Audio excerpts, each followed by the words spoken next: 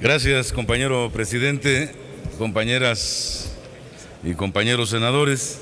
En este punto de acuerdo que presenta la Comisión de Asuntos Indígenas, está encaminado a firmar un acuerdo entre las instituciones que procuran justicia para que pueda suscribirse un convenio de colaboración y se puedan dar las facilidades de asesoría y de defensa a los indígenas que presentan algún proceso de carácter penal. Yo quería remitirme a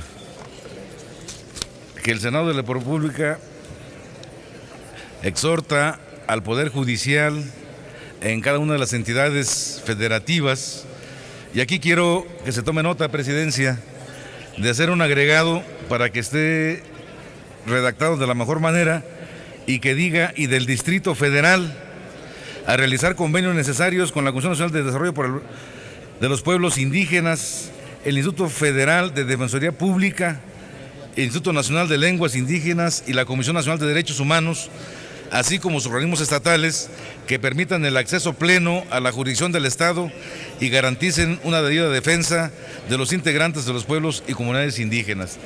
Este punto de acuerdo, compañeros, quiero remontarlos ustedes a la parte de las injusticias que hemos cometido con la aplicación de la ley, en esta ley tan ciega que tenemos en nuestro país, que ahora habla hasta de impunidad, pero que donde más se expresan los abusos tiene que ver con los más marginados y particularmente con los hermanos indígenas. Ustedes deben de acordarse de Alberto Patistán, profesor indígena y activista del estado de Chiapas, que fue privado de su libertad y durante 13 años estuvo acusado de participar en un atentado contra elementos de la Policía Estatal y Municipal en el estado de Chiapas. Nada más rápidamente le suscribo cuáles fueron las violaciones a su proceso. Se violentó sistemáticamente el principio de asunción de inocencia. Su detención se realizó sin orden de aprehensión.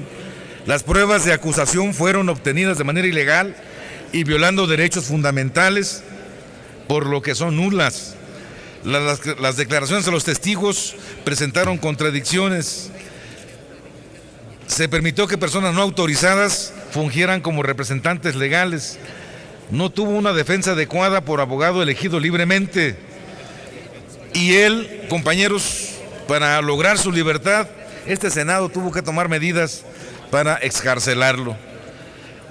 Jacinta Francisco Marcial, comerciante, indígena ñañú otomí, fue acusada y sentenciada injustamente en Querétaro, junto con Alberta Alcántara y Teresa González, por considerarlas responsables de haber secuestrado a 6 agentes de la Agencia Federal de Investigación. Se llevó su juicio sin acceso a intérprete ni a persona alguna que pudiera traducir el horizonte ñañú a la acusación que le imputaban a la acusada.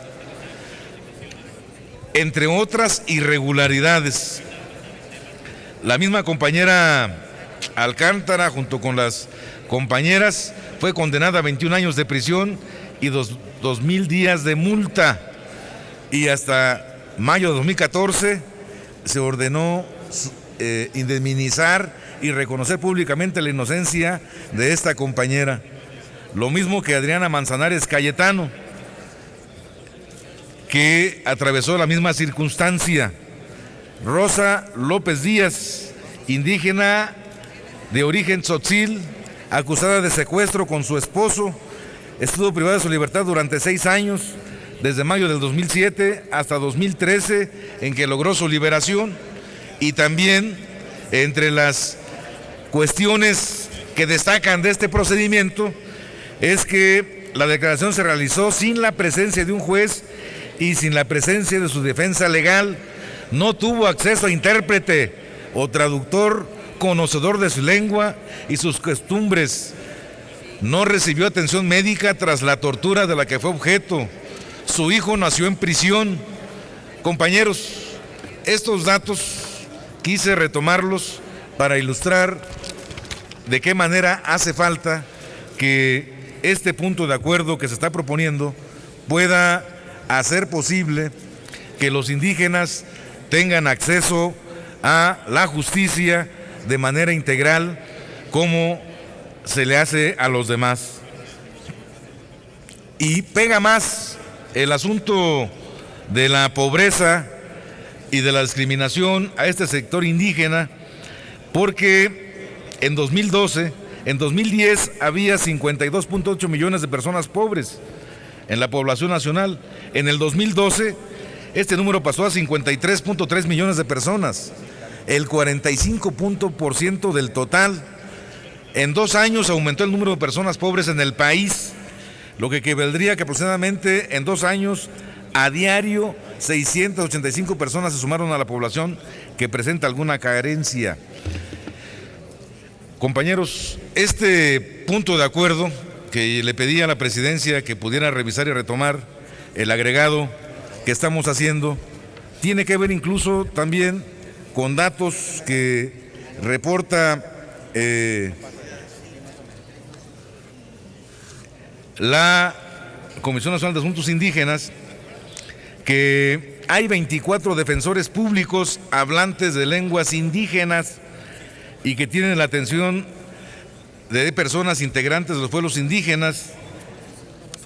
El Instituto de Defensoría Pública nos decía que había 24 que hablaban 21 lenguas indígenas, entre ellas huichol, maya, mazateco y náhuatl. Las entidades que mayor destacan por tener incorporadas a la Defensoría Pública a defensores hablantes de alguna lengua son Chiapas y Oaxaca. El Instituto Federal de Defensoría Pública refiere que asumió la defensa de 1,076 personas indígenas en toda la República, de las cuales 959 fueron hombres y 117 mujeres.